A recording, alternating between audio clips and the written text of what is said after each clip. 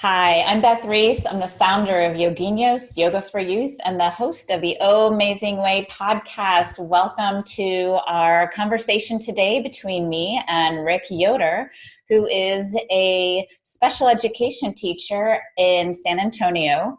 And he has also been participating in the Yoginos Yoga for Youth registered children's yoga teacher program. And if you want more information on that, reach out to me or check it out on the website. Rick, I'm so glad that you could be here today. How are you? I'm doing great, Beth. It's been a wonderful summer break. I've had a chance to take care of a lot of personal needs, but also, started at the end of the school year with an awesome training with Yoginos, and then have just been really trying to focus on setting an intention this summer of truly trying to relax and just prepare for the next school year. The last couple of years have actually been quite a rush in the summer months, so things have kind of flown by. But I'm excited to be here today too to talk with you some more about yoga and my kids and things like that. Oh, awesome. Awesome. Yeah, there's a phrase I love, which is go slow to go fast.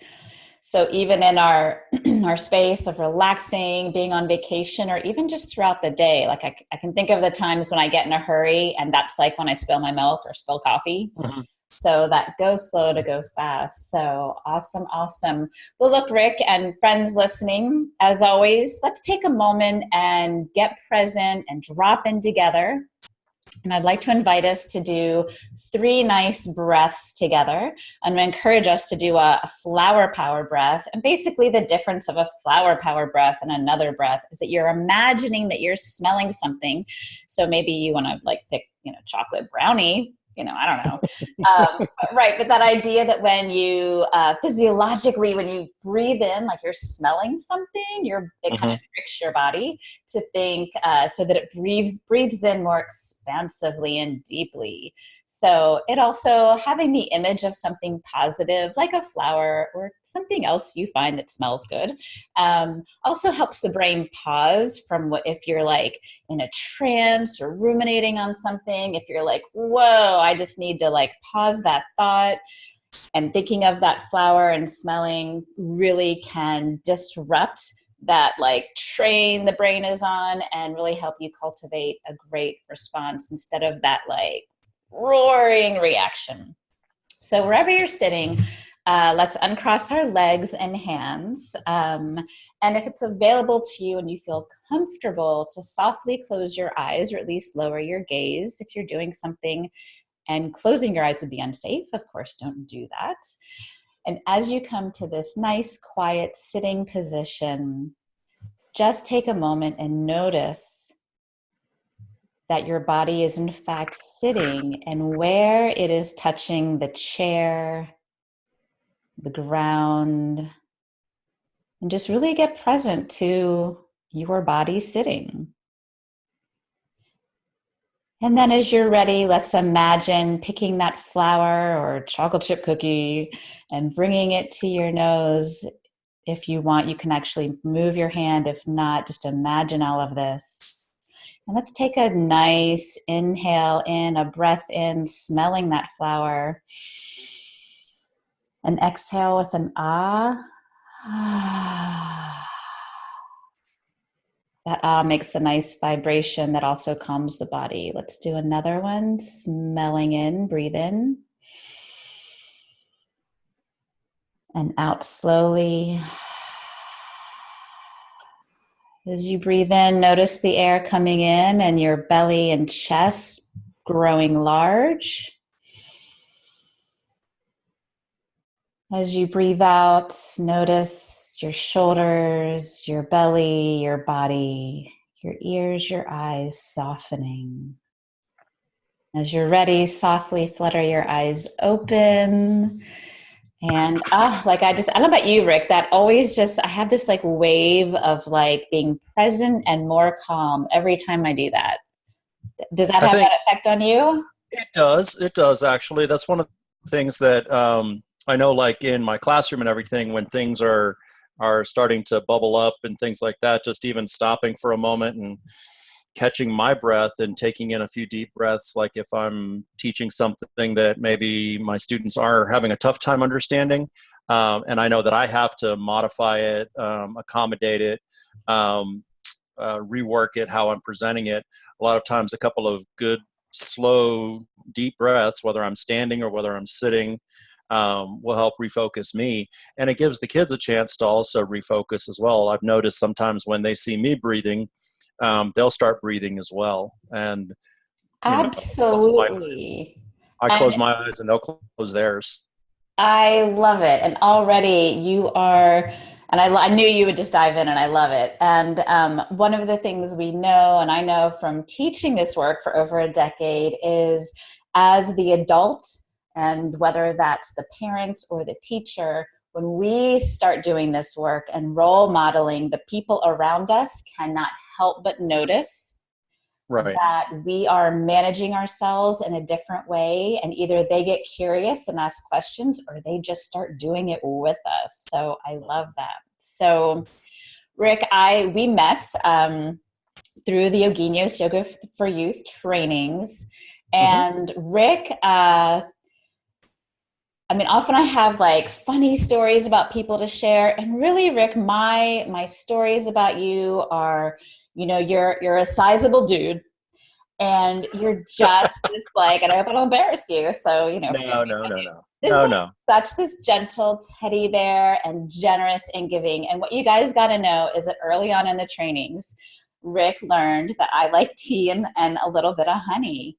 And don't you know, this guy is so gracious, like brings me these just thoughtful gifts of tea and this really delicious Texas honey that we both like, to almost every training. And how that, what that just says to someone, Rick, just that like grace and kindness. It's just so thoughtful, and I've just so appreciated your generosity, as well as like driving 3 hours in the rain to like co-teach with me at a breakfast yoga club class. So A That plus. was actually quite fun. I mean, It was fun. so it's like, bringing it up and then, planning that lesson with everything. And it just all worked out, just finding the right children's book to put with it. It just all started. And that was just a week after I took my first training. Right. You just like So, dove in. yeah. So So great. it's one of those things that I see the value of yoga for adults. It's one of those things that, when you talk about yoga with someone, they think, oh, you've got to sit in lotus pose and you've got to be able to bend backwards, and Oh. it's not that. And there's, in some classes, like in my class in San Antonio with my instructor, we always start with 3 ohms, but they're optional for you. And I That's really right. find that in that time period, you're standing in mountain pose, you're standing up nice and tall, you've been breathing in, you've got your hands at your heart center. And those ohms actually are very calming and focusing. And people have actually, in my class, have said to me that they like to hear the ohm. I'm one of the only males in some of the classes that I go to. So that difference in pitch, that difference in tone, when you hear all the voices come together, it kind of like rings almost in singing. They call it a chord. So it comes in with the different tones and rings, and even some other people find it calming as well to hear a different sound. For sure, for sure. And for listeners too, and I'm over here kind of making a half joke like Om. So, and what Om it's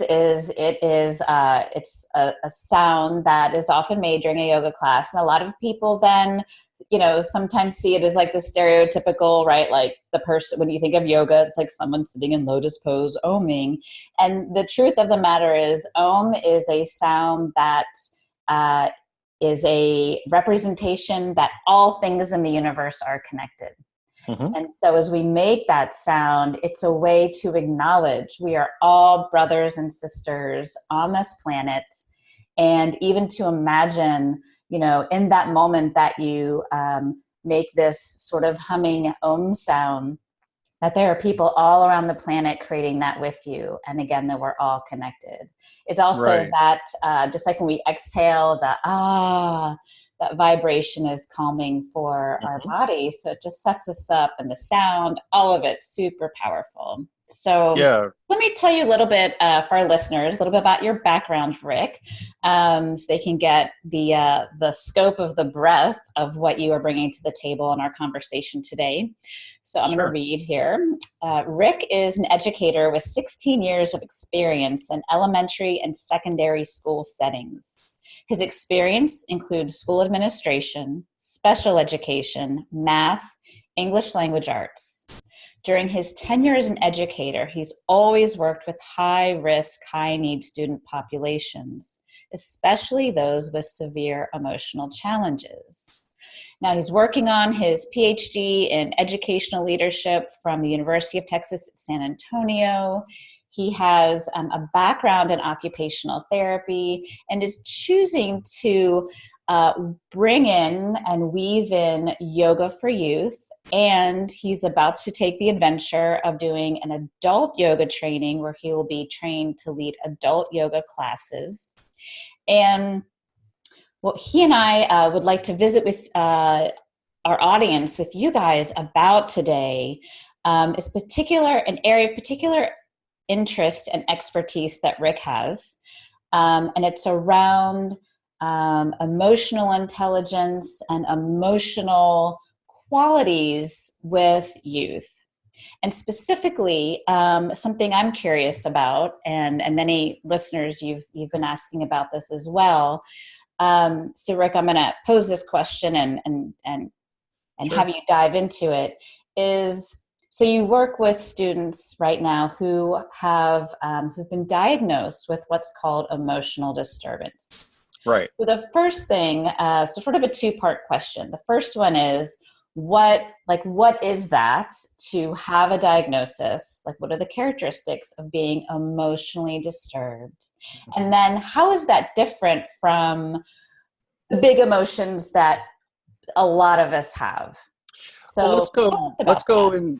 let's go into the part about emotional disturbance. So Right. when we have a diagnosis of emotional disturbance, that means that a child or an adult has been seen by either a physician, a psychiatrist, or been evaluated by a psychologist, and or evaluated by a school psychologist, and found that there is something going on with their behavioral processing that creates an academic impairment. That's the big difference. You can have an emotional disturbance. We have plenty.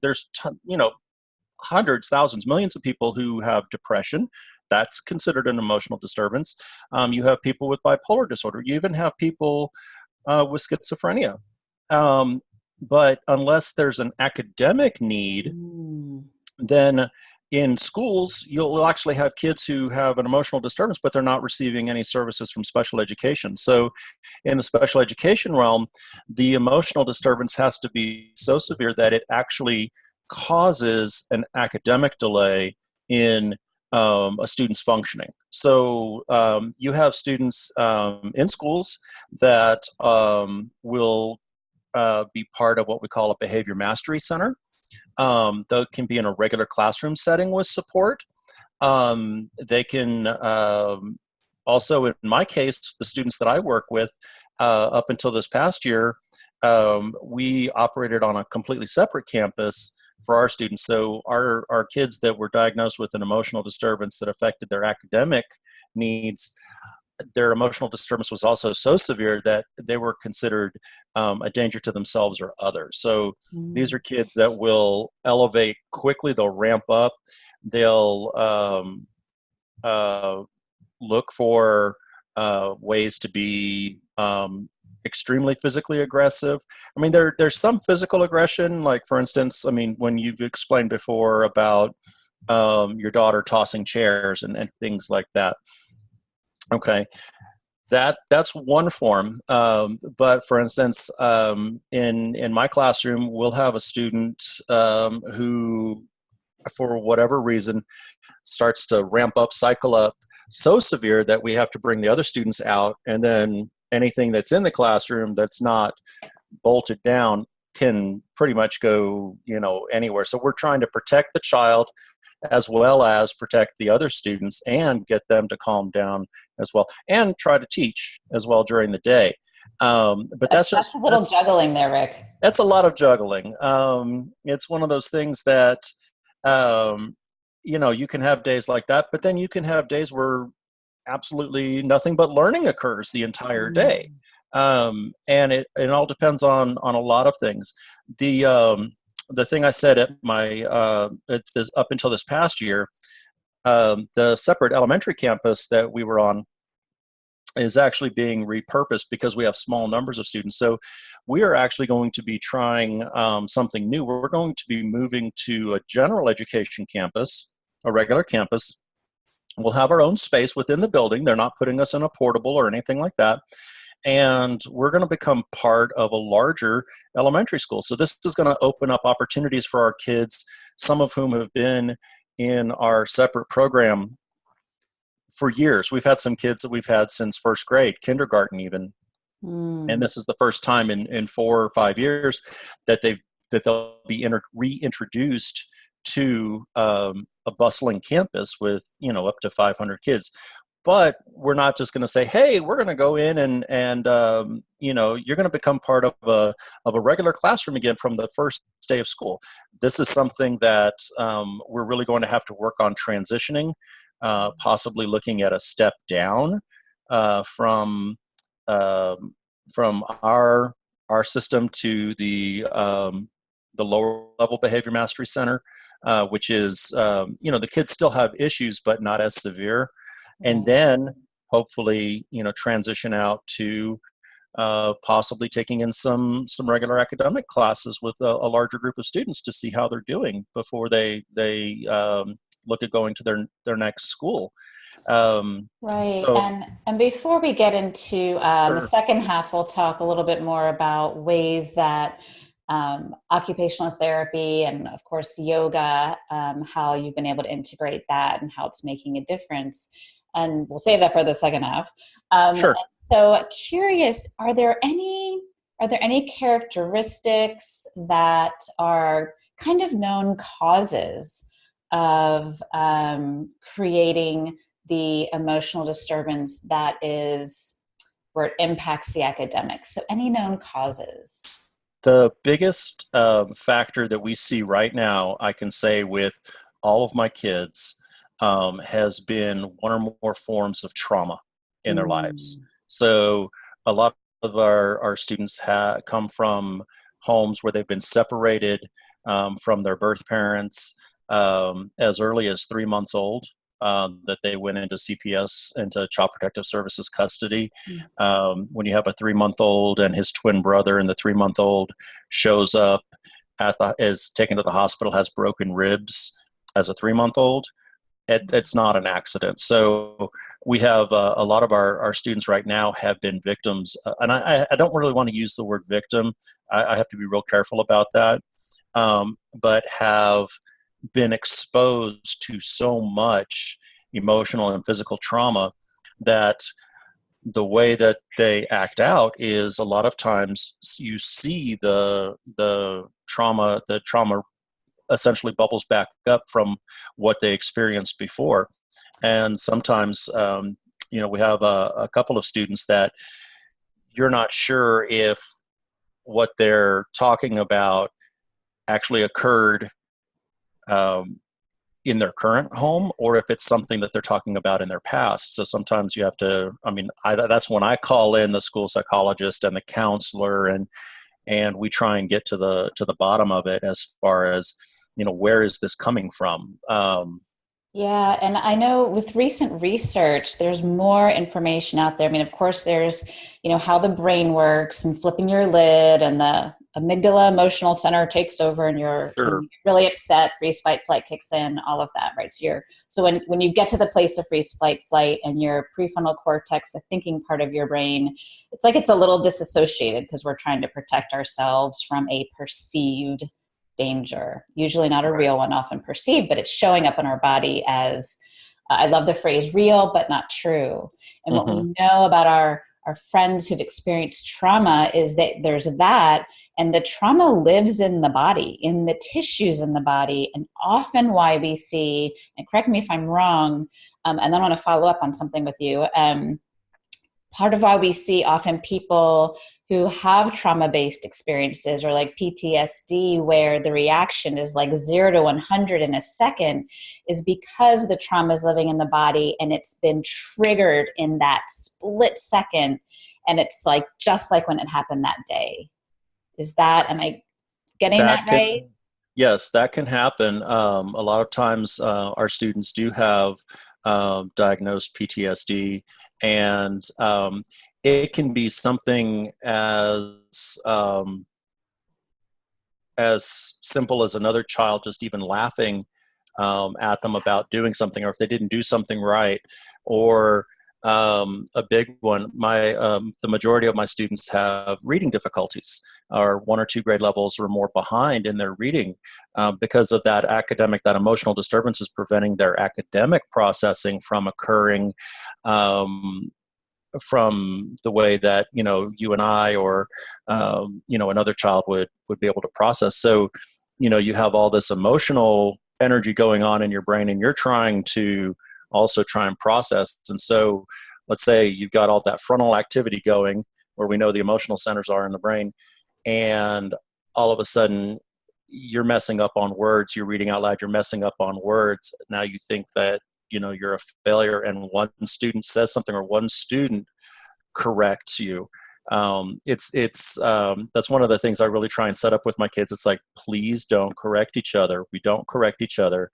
We will work, the teacher, the instructional assistant, we will work with you on the words, because coming from the teacher, coming from the instructional assistant, it's more of a guiding, where if another student corrects another student, it's more like, oh my God, this is just, and all of it just wells up everything, and the student feels emotionally helpless, like they can't do anything right, and then that triggers everything. And you'll have a student who walks out of the classroom, runs out of the classroom sometimes, or that's they'll try and go after the other student because that's what they've been exposed to.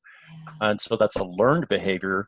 And I'm sure those feelings of like not being worthy, fear of, failure, or a failure has resulted in physical violence. So all of that just surfacing. And I remember when I was teaching in a very urban elementary school, I had a student who would often walk out of my classroom. And my half joke was that my portable was in California because it was the furthest portable from the office.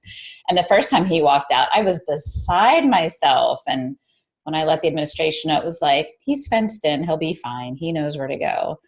But it's such, and I was not very skilled then. I was not as skilled as I am now, hopefully, in managing some of this. So it was, my own fear, I'm sure, kicked in. Mm-hmm. Rick, you mentioned something a few minutes ago, and I just want to circle back to it because I think it's fascinating, and maybe some of you listeners are also curious. I love that you said, I'm hesitating to use the word victim, that these humans are victims. Would you I think that's beautiful. And would you elaborate on that? Well, the thing of it is when we look at it, everybody's like, well, you can come at this from different angles. Some people say, well, you're just trying to be politically correct. And I'm like, no, I'm not trying to be politically correct. I'm trying to ensure that I establish a learning environment where my kids will feel that they are the most successful and are able to work around their challenges. So instead of using the word victim, I would say challenged. Okay. Instead of using the words emotional disturbance, which, we'll see the words emotional disturbance in our paperwork, but that doesn't mean that we have to always use those terms, because when you look at the word disturbance, disturbance can mean so many different things. You think of emotionally disturbed as, oh, you need to be in a mental institution. And it's like, no, not at all. You can have a disturbance. The disturbance actually means a disturbance of the thought process, the disturbance of the the patterns in the brain that are going on. But what that disturbance creates is an emotional challenge in the classroom. So I really look at trying to use language that sets positive examples for my students. So I'll say I work with emotionally challenged students, because some of their creative thinking, some of their processing, some of their the work that they produce, some of the artwork that they produce, the projects that they produce are absolutely fantastic when they take the time and they have a chance to work through the challenge of the emotional trauma that they're dealing with, when they have a chance to work through the challenge of the academic progress, the slower academic progress that they're dealing with. I can't tell you. I had one student come to my classroom. He'd been with us for a long time, and he had to be hospitalized for a while. And they were doing a lot of medication management, a lot of changes. Our students are on a lot of medications, and so they will have to be. Their medications have to be managed from time to time as they're growing, as their body starts to not react to their treatment positively, or if it starts to create an issue with their treatment. So sometimes, they'll try different combinations of things, and it's like, oh, that combination didn't work. So I really try and move away from negative connotation language. So victim, disturbed, things like that, I try and replace with a word like challenge, because at that point it's like, okay, I have a challenge. I have to learn how to process my behavior in a different way. I have to learn how to self-regulate my behavior in a different way. I'm just a 9-year-old kid. How am I going to do this for the rest of my life? And so, those are the challenges. I'll never be able to get this. And with enough practice, with enough time, I think with enough implementing our peace center, our flower power breath, things like that is going to really work. There's a part of me that I wish I would have been able to find our training, our YYY training, earlier in the year to be able to implement it further. But I look at with my students know that every day is a clean slate. Every day is a new day. It doesn't matter what happened the day before. Beautiful. We start out the day fresh, and everything is a learning experience. So I love that. I love that. And I think also the thing I know from experience too with victim is that if I say I'm a victim, I'm giving the circumstance, the other person, that challenge, the control. Yeah. But when I take myself out of the space of being a victim, then I am responsible. I do have the say. I do get to learn these tools. So that's what I also hear. You're really empowering your students.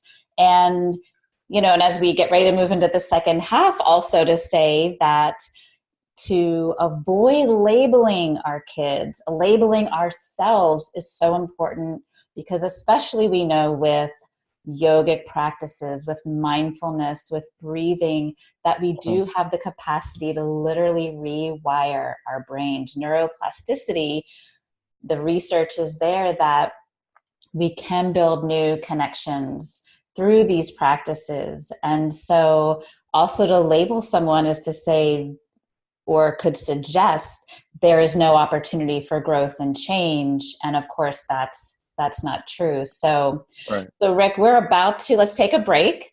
And the second half, we are going to hear some specific examples, some tools you all can take with you in looking at how Rick has integrated yoga, some of his occupational therapy into the classroom, some of those specific tools, and how you can do it in your classroom at home, and how they're really making a difference in his life as a teacher, as a partner and professional, and making a difference in the lives of his students. So Rick, thank you. Stay tuned, and we'll be right back. Okay.